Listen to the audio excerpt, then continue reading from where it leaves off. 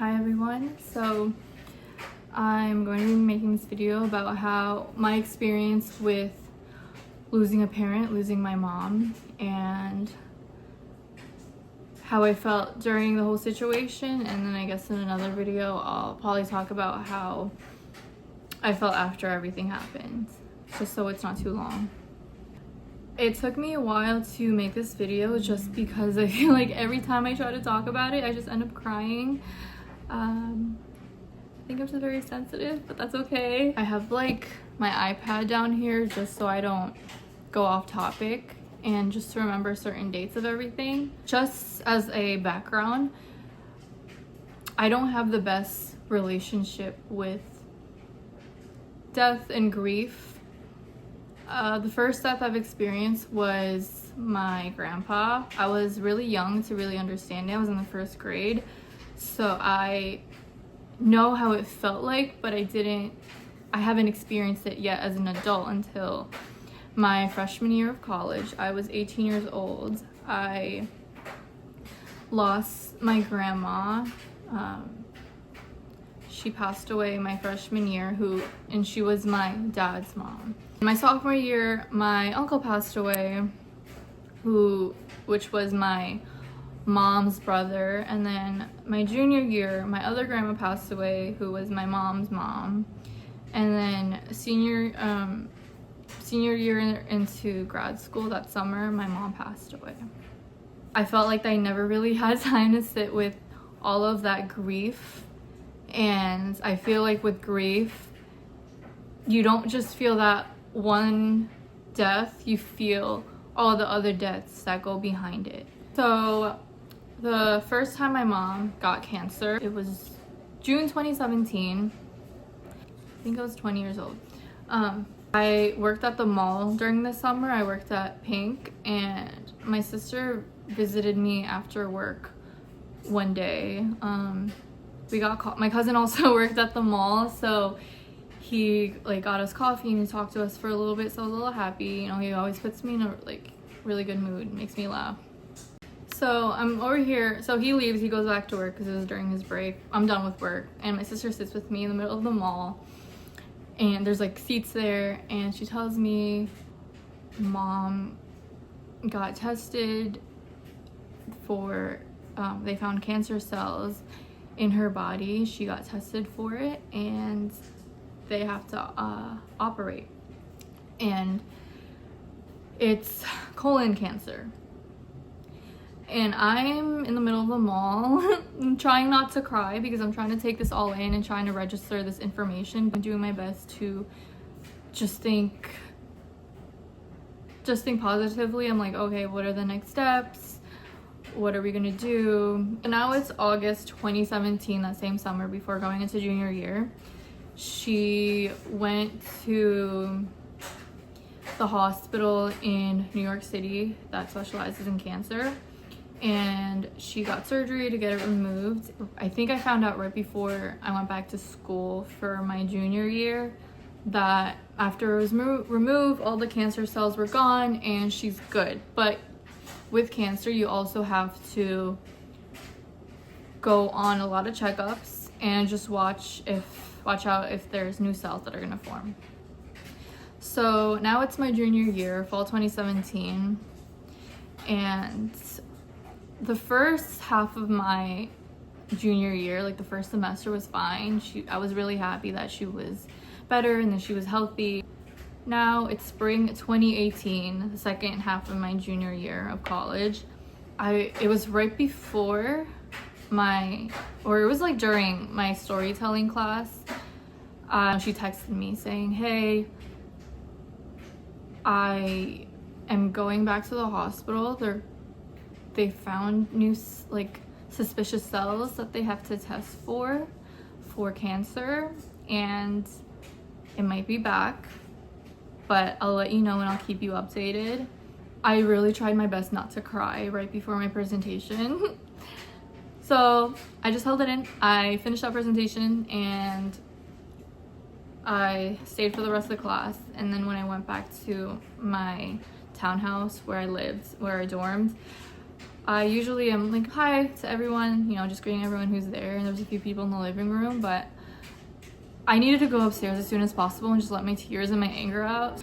I just had tunnel vision. I ran upstairs to the 3rd floor and I just cried. I was so angry. I was like throwing my pillow around and just so angry because I felt like it was just so unfair that God would give me a blessing and then take it away within like less than a year. So I went to the city. My dad was already there, so I commuted into the city from school right after class and just waited till she was done, and then she explained everything that was going on. It's basically the cancer cells weren't in her colon anymore, it was in her lungs, but you can go through chemotherapy to shrink it and then remove it. But after that, everything was like boom boom boom. All the events were just straight right after the other. I just felt like it was a lot, and she was like, we're still good, it's still the early stages, thankfully, and we can figure this out. I'm a very impulsive person when big situations in my life happen, so right after that, I remember just being really sad and I just needed to get away from everything. I was already stressed with school and getting into grad school. There was just so much that I was like, you know, let me just go on a vacation by myself. Let me just figure it out. I'll just go on vacation by myself. And three of my friends were like, oh, we're not gonna let you do that. We're gonna come with you. The first 2 months of summer were the happiest I've been, just because I didn't know, like I thought that my mom was gonna get better. So I had a lot of hope in that, on top of I went to my first concert, and I also went on my first vacation with my friends, and it was probably the happiest I've been. Happiness at that point that felt very foreign to me. So just to get away for a little bit and experience life, things that people my age were experiencing, it felt really normal and nice. And yeah, so now we're in the summer of 2018, before senior year. She started oral chemo, which is basically these pills that you take orally, like through your mouth orally. So that summer was completely fine. She was completely normal. She still had her hair. Winter, December 2018. I'm home for winter break from college. And mind you, the whole time I thought she was completely healthy. She's telling me she's healthy. She's telling me she's good, you know. And visually, she did look really healthy and really good. She just lost a little bit of weight just because you kind of lose your appetite with oral chemo. So it's Christmas, winter break, and on Christmas we were at my pastor's house, and she was completely normal, and then out of nowhere she just couldn't breathe. So they had to go lay her down in a different room and figure out what was going on. I had to go to one of her appointments with her oncologist in the city with my dad. So we commuted to the city, and my dad knows English. He's good at English, but it's hard for him to understand certain phrases and certain words, especially with medical terms. Like half the time I don't even understand with a lot of medical terms. That's why my sister comes or explains it to us. The hospital in the city, it's multiple branches, and there's like a shuttle bus that takes you to each branch if you had to move around. So we're at the hospital where her oncologist is, and my dad is in the lobby. I'm there with my mom, with her oncologist and her. Mind you, I thought she was completely healthy and chemo was working. No one updated me on anything about what was going on. And the doctor tells her, like, why are you still working? Like, you're not okay. Like, why are you still working? And then she basically says, you really need to start thinking about what you're gonna do moving forward with hospice. And she gave like a pamphlet for it. I was frozen because I know hospice is where people go to just, basically you're just waiting for them to comfortably pass and just pass away, and there's no hope once that's suggested. And my mom, I'm still trying to register everything that was happening because I felt like I was really out of the loop of what was going on. So my mom goes to the bathroom and I'm talking to her doctor, and the doctor is like, are you aware of how bad her health is and how bad the situation is? And I said, no, I literally just got back from school, like what is going on? And she says, your mom shouldn't even be working, she's really stubborn, I don't know why she's working, you gotta tell her to stop working, and you really you have to look into what you're gonna do with hospice. And my mom comes back in the room all happy, and I'm over there trying not to cry because I got all this information in under like 5 minutes. Number one, like I said, I still thought she was fine, and number two, she's not fine, that like I'm kind of just waiting for her death. So it was just a lot. The doctor tells us we need to go to urgent care like immediately right after this appointment. So I tell my dad, like, hey, we have to go to urgent care. We have to take the shuttle bus to go to the other hospital, the main hospital. So we take the shuttle bus. I'm like sitting by myself, like my parents are together, and I'm literally trying not to cry on the bus because that was just a lot to take in. Like, that was a lot to take in, and from being clueless to your whole world just falling apart. But no, we go to the emergency room. I forgot it was the urgent care or the emergency, whatever. But it's really crowded. She's basically on like the stretcher, the bed, the gurney in the hallway until a room opens up. So then when a room opens up, she goes in, and then I'm over here on the phone explaining to my sister what's going on. And it was just a waiting game. You know, we had to wait until she got admitted to one of the rooms on a different floor into like the hospital, not in the emergency room. So this winter also, the winter of December 2018 going to January 2019, I also just got my internship in the city at Dr. Oz. I like got an hour of sleep that night. I was crying the entire night, and then I went to my first day of my internship and I felt like I didn't want to be there. I said I'm gonna quit after day one. And my friend, because she also went to school with me, and the other girl that I just met, they were like, no, like just push through. Your mom seems like she'd be so proud of you, and that she's so proud of you to have this internship, like just stay. So that shift was from like 8:30 to 5, right after I took the subway to the hospital, and I stayed there overnight. And there was a lot of people that would visit, and when people were there, I was completely fine. I was happy. I felt like I didn't have to cry. And then when everyone left, that's when everything would sink in. That night, my friend and her husband and kids came and to visit. She asked the nurse practitioner, like, what's going on? Like, what stage is she at? And the nurse goes like, just mouthing it, because I think my mom was sleeping during that time, so she was like, oh, it's like stage 4. When you hear stage 4, that's when you really know, like, there's not much you can do. You're just waiting. You're just waiting for them to pass away. I went into like the waiting area in the hallway, like on a different floor with my friend. She's, you know, older than me and wiser. It's Adele. And I said, I don't know what to do. I don't know what to do. Like, I'm over here, I'm frozen. I don't really just have no idea what to do. Like, my head is really scrambled and all over the place. And she tells me, well, it's stage 4 and we gotta figure it out.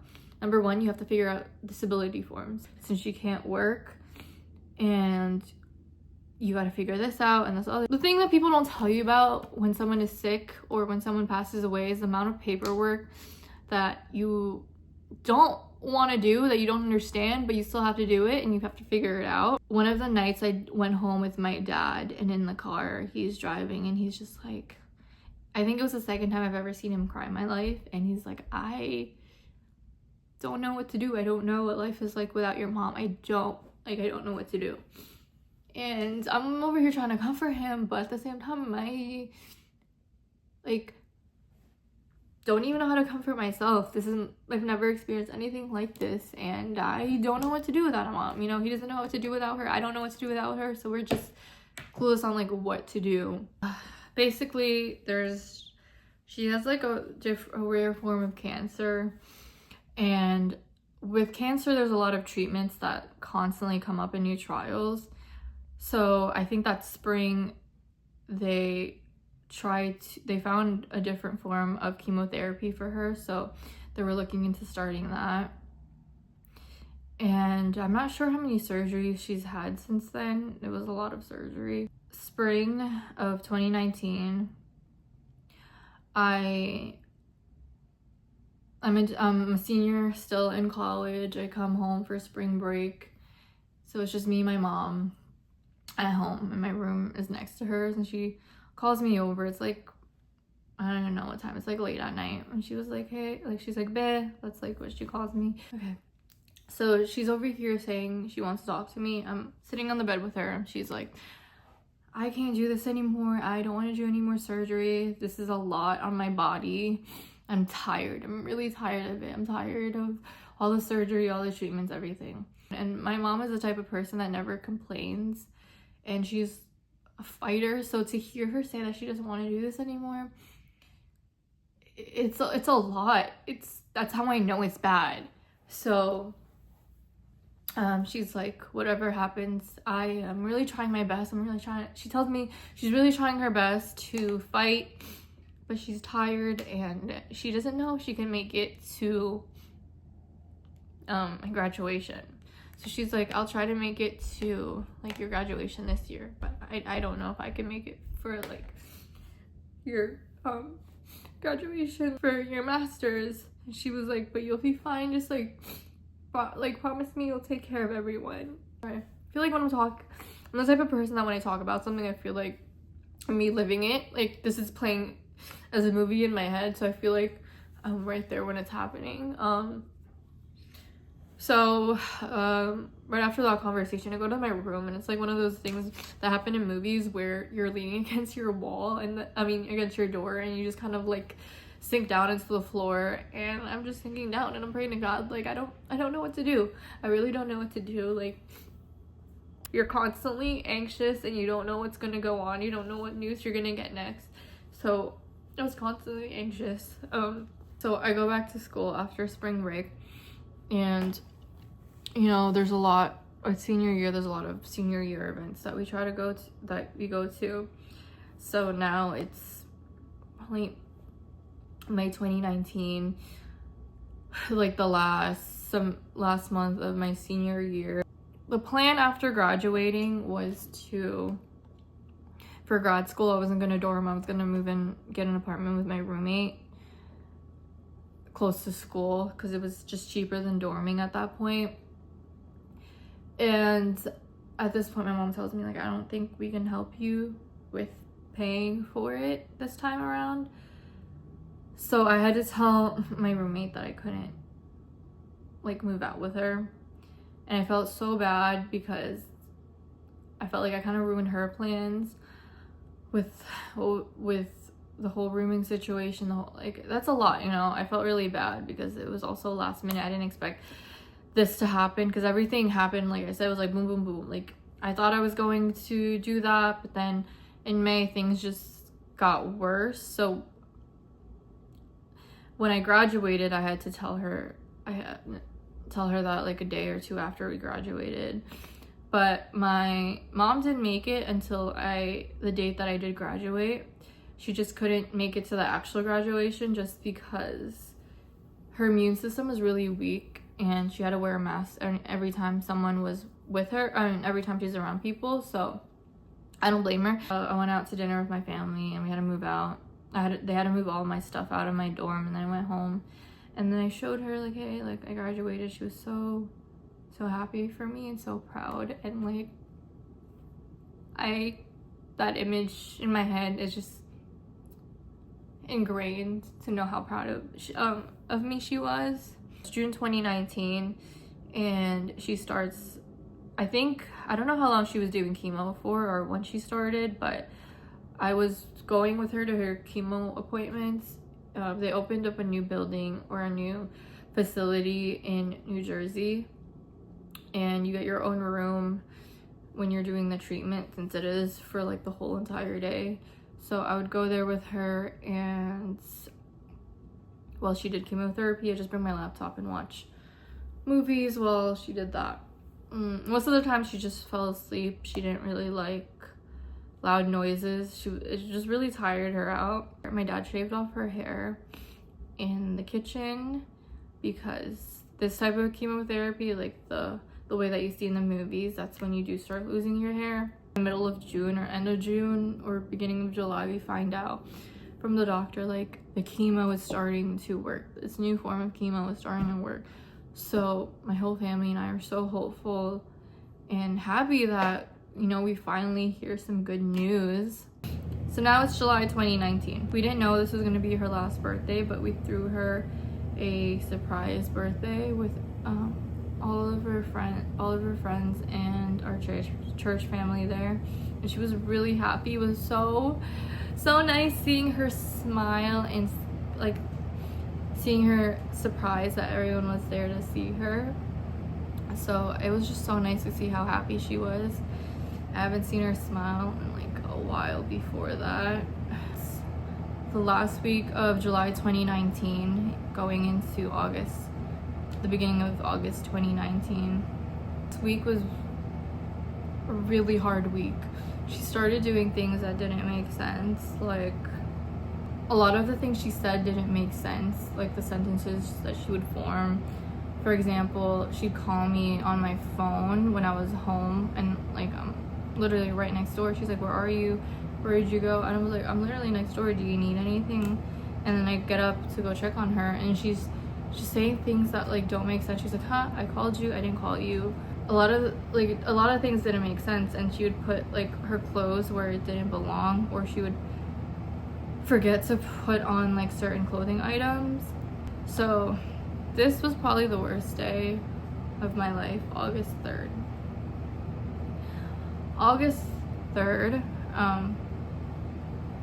It was just me and my dad at home with her, and we're trying to have a conversation with her, but all of a sudden all her motor skills just don't work. She physically cannot open her eyes. She can't open, we're trying to feed her mashed potatoes, but she can't open her mouth, and even if we got her mouth open, she wouldn't have the ability to swallow the food.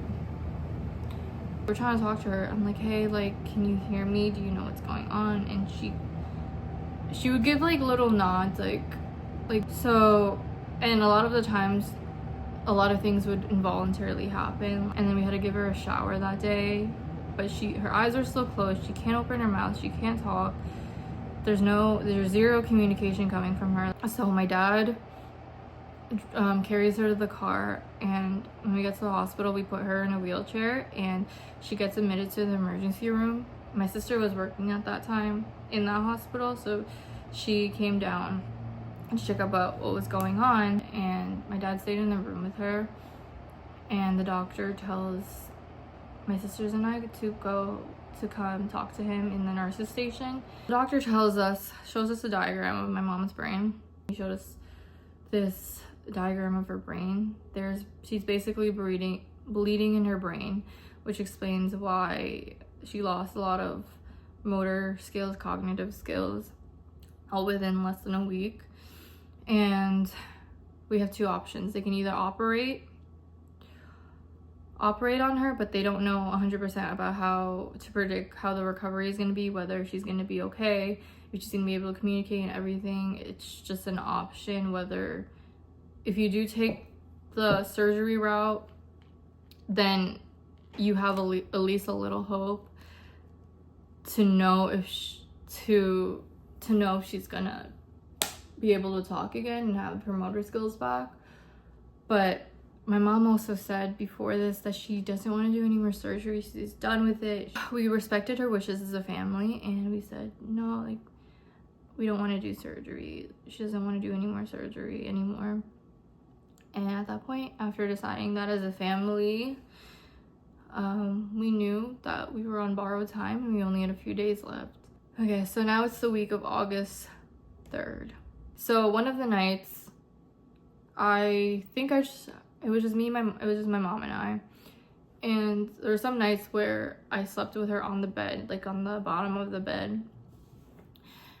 Because she's really tiny and really short, so there was a lot of space. And so I know that she's not able to like communicate or talk, but I know for a fact that she can hear me and she understands she's comprehending everything I'm saying. Like I just knew it. Okay, so I'm sitting there on the bed with her and I'm like holding her, hugging her, holding her hands and just saying like, I'm not ready to let you go. I'm not ready to live a life without you. Like I genuinely don't know what to do. I don't know how to cook. I don't know how to live a life without you, and I don't know how to pay bills. I don't know how to pay like a mortgage. Just like I don't know what to do if I'm a mom. Like I don't know what to do. And her eyes were still closed, but she was like, in Tagalog, it's like, oh, basically saying, you'll be okay, bae. But it's in Tagalog, like, okay ka lang, bae. And I think that gave me a lot of comfort, a lot of reassurance to know that she really does trust me, that I'll be okay. And that, you know, that it's okay to let go. And I think I came to that realization that, you know, she doesn't want to stay anymore, and that she's really tired and she's ready to go to heaven. So we decide as a family to do hospice at home. And at this point, my brother lives in the Philippines with his wife. So he's trying to get a visa for both of them to come here, but it gets more complicated when you've never been here. It takes a while to get to get permission from the Philippine embassy to come over here. My aunt does visit my aunt, the same aunt that visited the year beforehand. She was able to get it easily just because she visited more frequently. So my aunt came back within a few days after being in the after my mom being in the hospital. Now we were able to we were gonna set up the hospice at home at my house, and I rode the ambulance with my mom. I remember going into the ambulance with her. She's on the stretcher, and I'm sitting there with one of the staff that was there, and he said something so rude to me, like along the lines of like, you do know what hospice means, right? And I'm like, yeah, I do. He's like, okay, I just don't want you to be hopeful or think anything different of it. Something along those lines, but way more harsh than what I just said. And at that point, I really wanted to curse this guy out, but my mom was right there next to me, and I didn't want to be disrespectful in front of her face. So now hospice at home starts. There's a nurse that comes every few days to just check up on her, but most of the time we're with 100% of the time we're with her, and we have to write down the medicine that she's taking, the time she took it, the milligrams of everything, just so we keep track of what medicine to give her next and what time. All of us, yet again, we take different shifts to just take care of her. But thankfully, we're at home. God, it's August 10th, 2019. Since I said I haven't left the house in a few days, I just wanted to go for a walk at the gym. And my gym is like literally 5 minutes from my house, so I just wanted to go to the gym for a bit. My sister and my aunt were watching her while my dad and my other sister were sleeping. So she was fine. She was being watched. So then I just wanted to go to the gym for like an hour. And I went to the gym for 1 hour, and I was driving home. I was 2 minutes away from my house my sister calls me saying she's gone. She's gone. And when I heard that, I didn't want to believe it. That those were the longest 2 minutes of my life. I didn't want to believe it. I didn't think God can possibly do that and not answer any of my prayers. I just could not, I couldn't believe it. So I ran home. I got there in 2 minutes, and I ran home, went to her, and I didn't make it in time. Like I didn't make it in time. And I was just so angry at myself and guilty because I was supposed to be there when it happened, and it was just so sad. I ran to her and I was like, I'm so sorry I didn't make it in time. After I said goodbye, my sister turned off the oxygen machine because she didn't need it anymore, and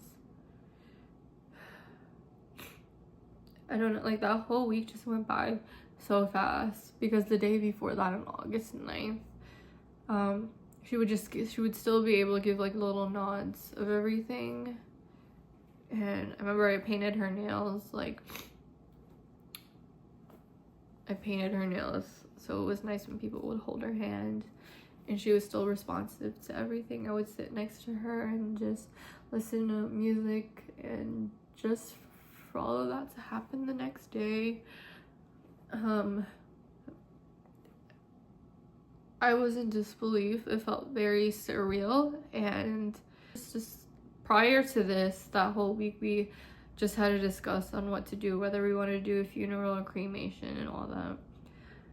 And you know, my dad was like, you guys handle it. Like I don't really know what to do. You guys handle it. So my siblings and I just try to figure it out. It took me a million tries to come up with her eulogy. I really didn't know what to say. I had to cross out a lot of things before even giving my eulogy because there was a lot of anger in the beginning of it.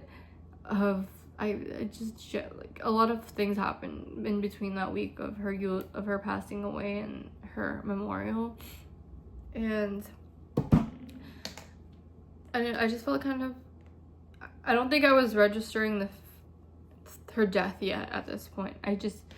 I would cry, but I wasn't fully 100% like registering the fact that she's gone, because even when I remember right after the day after she passed away, we went to church, and then everyone went to my house, and we're still sitting.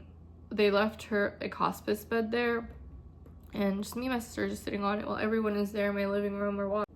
So we're just all there watching Avengers Infinity War with my church, and my oldest sister was like, oh, let's go for a walk. And we have my niece with us. She's on like the little radio flyer while we're walking, and I'm just talking to my sister about like what we're gonna do. And she's like, you know, what's